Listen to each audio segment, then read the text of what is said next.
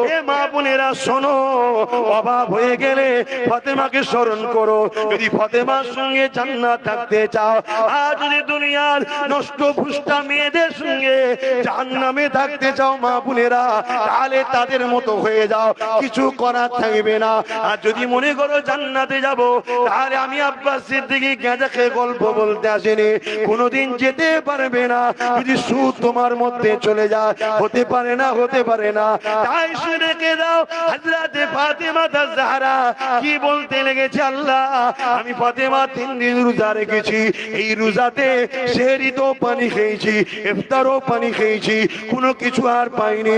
ফাতেমা তথাপিও আল্লাহ তোমার উপরে বেজার নয়, কেন ফাতেমাকে আমি নিজে বানাইনি, বানিয়েছেন আপনি।